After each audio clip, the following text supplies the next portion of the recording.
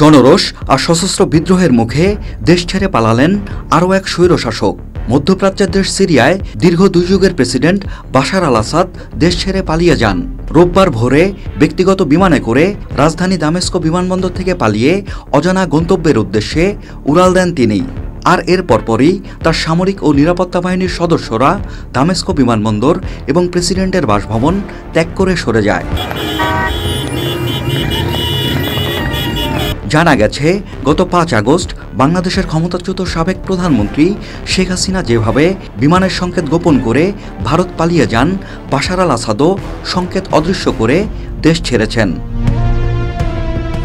বিদ্রোহীরা দামেস্কো বিমানবন্দরের নিয়ন্ত্রণ নেওয়ার কিছুক্ষণ আগে ওপেন সোর্স ফ্লাইট ট্র্যাকাররা সিরিয়ার আকাশসীমায় একটি বিমান উড্ডয়নের রেকর্ড করে।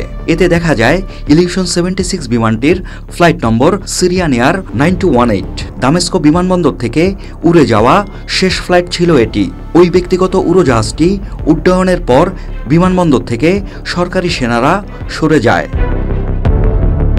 ধারণা করা হচ্ছে, দামেস্কো থেকে ছেড়ে যাওয়া শেষ ফ্লাইটে অবস্থান করছিলেন আসাদ, তবে তার গন্তব্য সম্পর্কে নিশ্চিত হওয়া যায়নি। সোর্স ফ্লাইট ট্র্যাকারদের দাবি এটি পূর্ব দিকে উঠছিল, তারপরে এটি উত্তরে ঘুরছিল। কয়েক মিনিট পরে এটি হোম শহর প্রদক্ষিণ করার সঙ্গে সঙ্গে এর সংকেত অদৃশ্য হয়ে যায়। গত 5 আগস্ট তীব্র প্রাণঘাতী গণ আন্দোলনের মুখে দেশ ছেড়ে ভারতে পালিয়ে যায় শেখ হাসিনা। ছাত্র জনতার প্রতিরোধ দেখে গণভবন থেকে কড়া নিরাপত্তা প্রহরায় বিমান বাহিনীর উড়োজাহাজে দেশ ছেড়ে পালান হাসিনা।